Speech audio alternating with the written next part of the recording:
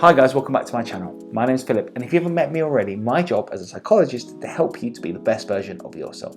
Today, I want to talk to you about a video that Dr. Mike recently put up. Dr. Mike's a huge YouTuber, and if you haven't seen his channel, make sure you click the link appearing above my head right about now. He put a video up talking about 10 toxic thought patterns, and as a doctor, it's really interesting to hear his medical professional point of view. And as a psychologist, I thought I would share my point of view on his video so that we can get a new understanding and to broaden our understanding of what these 10 toxic thought patterns are. And just before we talk about that video, I just want to say a big thank you to all the new subscribers and all the new viewers on my channel. I hope you're enjoying it. I'm going to be doing a lot more videos, so make sure if you haven't already, press that like and that subscribe button. Okay, on with the video. I've been meaning to tell you this for a while now, so here it goes. I've started therapy. It's not easy to admit that publicly, but I think we need to work on destigmatizing caring for our mental health. Yes, that's exactly what I think.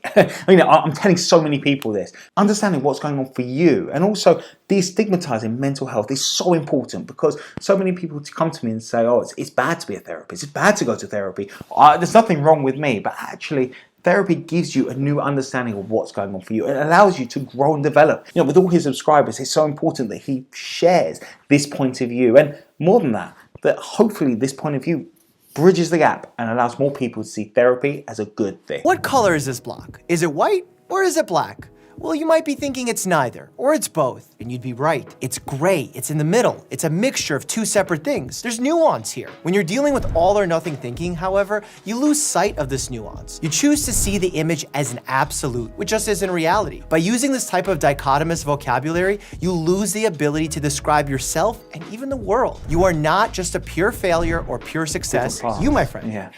Indeed, that grey in between the black and the white is so important. It's something I talk to a lot of my clients about, because if we're continuously going yes, no, right and wrong, and not addressing and understanding that the world is elements of grey, then we could start just picking one option when actually there might be many different more options open to you. All or nothing thinking makes us feel alone, trapped, without any choice to do anything else. Whereas actually, by living in the grey, we can start to really address what's going on and pick out the parts of the black and the white that aid our life. Have you ever been broken up with, cheated on, ghosted? Yeah, me too. When you're overgeneralizing, you can take those feelings of heartbreak, sadness, and insecurity and think, if my partner doesn't love me, then nobody could love me. This is a distortion of reality and is not only demoralizing, but also flat out untrue. Just because one person didn't love you. Yes, that's so true, because we think that just because that one person doesn't think we're great, that means that no one thinks we're great. There's so many different people in the world. And you have to remember, just because you met someone, 5-10 years ago and you got on here, life gets in the way sometimes. We end up growing apart. Just because that relationship ends, maybe it's ended because it's not working for one or both of you. And think about this. How is it that one person's opinion can impact everyone else's? It's just not realistic, is it? So know that just because that one relationship ended, don't overgeneralize. See it as just one path of life. Partner. Humans love slapping labels on things. Heck, in this video, I'm labeling 10 cognitive distortions. However, labeling comes with some risks, especially when it comes to evaluating our own performance. It's easy to get a bad grade on a test and label yourself a failure. While you may have been unsuccessful there, you can't use that as the official barometer for your entire life. In fact, many hyper-successful people were failures first. Steve Jobs got fired from Apple, then came back to create the iPhone. Bill Gates dropped out of Harvard and then became the richest person in the world. Oprah was fired from her job as a news anchor before becoming the biggest TV show host of all time. Had any of these people labeled themselves as failures, they would have never become the successes they are today. A word does not. I talk so much about failure because so many people label themselves as a failure based on that one thing that went wrong. And that one thing means that it didn't work that time. Therefore, think about how failure is impacting your life. Because just because you fail at one thing, that doesn't mean that you're going to fail at everything. And even that one thing you failed at, that doesn't mean you're going to fail every time. Know that it's a part of the process. Path to success has a couple of failures in it. It's about how you're able to feel, okay, this bit didn't work, I need to try something else. But use what you've done already in order to position yourself to succeed in the future. Because you've gone one step further on. That one step further on is a lot more than I would have done, a lot more than anyone else would have done. So it actually puts you in a better position to succeed at the end. A mental filter is an opposite to overgeneralization, but with the same negative outcome. It's when we take one small negative event and focus on it exclusively. Sometimes I'll post a video and scroll through the comments section, blinded to the thousands of positive comments. At that point, the critical comments all seem valid, while the positive ones don't really count. Essentially, mental filtering causes us to silence large swaths of positive information coming our way. In order to fight this and get an authentic view of reality, we really have to remind ourselves to refocus on the full picture. Imagine because we're actually designed to focus more heavily on those negative remarks, because we're told in order to be safe we need people to like us. Therefore, it's not surprising that he, as everyone else, still has that negative filter. So we're focusing on that negative remark, on that thumbs down. And actually, it's important to focus on those thumbs down every so often, but weigh them up. Understand, is this something that I need to focus on? Is this something that I need to get better at? So that those thumbs down comes a thumbs up. You get negative remarks based on how good you are, because people might be jealous, they might not understand what you're talking about, or they just might have stumbled across your video and not known what it is this video is going to be about, so they just want to be negative. Maybe they've got something else going on in their lives. Have you ever been out in the woods hunting for food when a saber-toothed tiger leaps out of a cave and lunges at your throat? Didn't think so. But our ancestors sure experienced that, which is why they developed razor-sharp survival mechanisms to identify potential threats. Today, we've made our world a much safer place to live. However, our anxiety still thrives. But instead of true threats like bears, we're now reacting to a spider in the tub. Yeah, spiders can be dangerous, but 99% of the time, the spider crawling up your shower curtain is harmless. Our horror and screams from seeing a tiny critter is magnification. It's a cognitive distortion where we magnify the potential threat of a situation to unrealistic proportions. Think phobias. Because you're trying to make sure that your brain is trying to tell you to notice this thing, understand what's going on, get rid of this threat from your life. That doesn't mean that threat is that big. In fact, that spider, especially in England where I live, is not going to kill you. But people are still scared of spiders coming out of the woodwork or hurting you or being poisonous, when actually they're not. So if you magnify something and see it as being unrealistic, you need to start thinking, well, why is my brain doing that? Why have we been told and taught to magnify that spider being there? Why is that threat so big? Maybe it's actually nothing to do with the spider. Maybe it's something else going on in life. And this is something called deferred emotional response, where you take something which you know isn't threatening, or someone's action that you know isn't necessarily right, but you make it so much bigger and it becomes the source of all your anger, your discontent, everything gets thrown onto it. When actually, what's going on here? Maybe that's the question that you need to ask yourself. You're scrolling through Instagram and notice your partner's ex has liked their recent photo. All of a sudden, your emotions kick into high gear and you begin to fear your partner's cheating on you. Why would their ex be liking their photo? I knew they've been talking. They're getting back together. Are they already back together? Freeze. You've just fallen victim to emotional reasoning. The quick jolt of jealousy and emotional insecurity you might have had just created a Lifetime movie in your imagination. But notice that going on. And when that does happen, you've got something that you need to talk to your partner about. You need to understand that that emotion is springing up. Maybe you don't trust them. Why is it that that emotional reasoning becomes so big in your life? Because there's a threat here. And if we leave it, it just builds and builds and builds. In fact, there's so many scientific studies to show if you do not deal with the anxiety when it's present in that moment, it just gets bigger and bigger and bigger. And sometimes we can't do. Maybe your partner's not there. Maybe you can't action something which you're angry about, you feel anxious about, or you're even happy about. So therefore, create a plan so that you know how you're going to diffuse that emotional tension rather than just building in your brain over and over. Think about it like this. When you're excited about something happening in the future, you plan it out in your head. You go, oh, I can't wait to go to the beach. I'm going to get an ice cream. I'm going to get a drink. I'm going to sunbathe. I'm going to talk to my friends.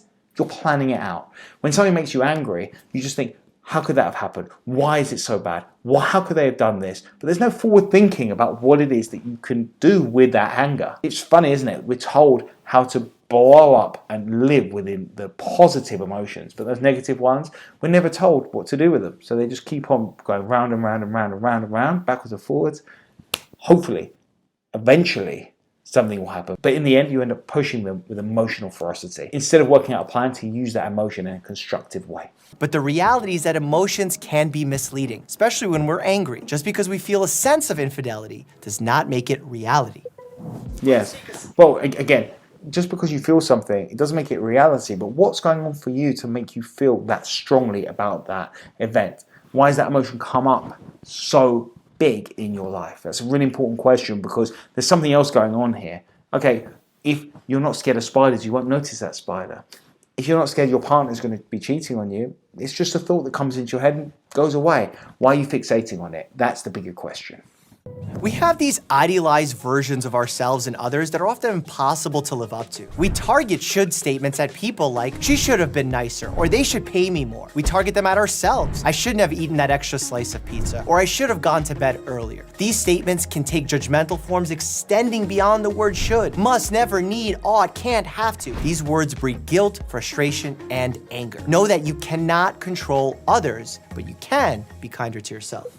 Yeah, and that should statement is an important one because if you feel that you've done something wrong, again, just like with the anger we just discussed, if you're going, I should have done this, but you're not actually programming yourself to know what the next step is after that should statement, all you're going to live with is all these, I should have been this, I could have done that, but you didn't. This is why so many people aren't able to change their habits because they think, oh, I should stop smoking, I should go to the gym, but you don't plan out how you are going to do these things. You know, people end up stopping at that first hurdle, chastising themselves, making themselves feel bad, which again makes them feel vulnerable. And in the end, they end up wanting to do that thing which they know they shouldn't do. So if you feel good by doing something that you know you shouldn't do, no, okay, I shouldn't do that thing. What am I going to do in order to make sure that I never feel I need to do that thing again? You pride yourself on being punctual to work. On the day of the big meeting, you get in your car and out of nowhere, there's a thunderstorm. Just as you're turning onto the on-ramp, the big rig in front of you flips over, blocking all of the lanes. You wind up getting to work an hour late and miss the whole meeting. It might feel like you're to blame,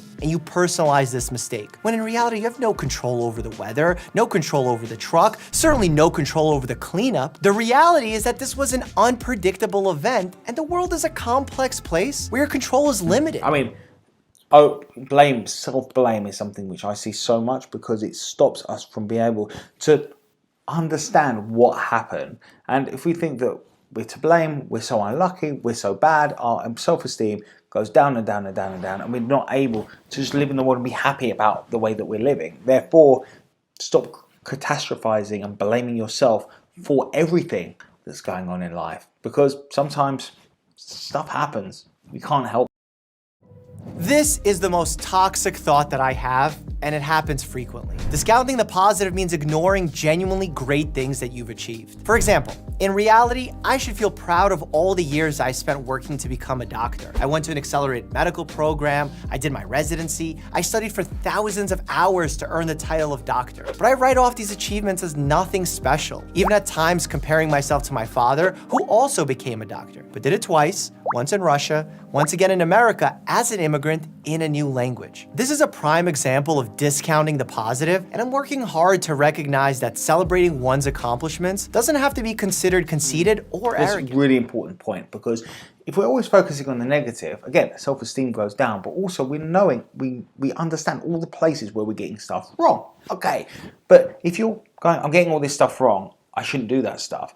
What should you do instead? By focusing on the positive, we're able to go, okay, this thing works. Let's do that again and again and again. And then we feel self-esteem from it. If we're never focusing on that good part of life, all the successes that we've done, all the stuff that we've won at, and we're good at, because we feel bad for doing that, then we're never going to feel that, A, the self-esteem of getting it right, but B, what it is that we should be doing in life. And building on that sense of self-esteem, which will enable you to succeed and be happy in the future, you need to focus on the positive sometimes too.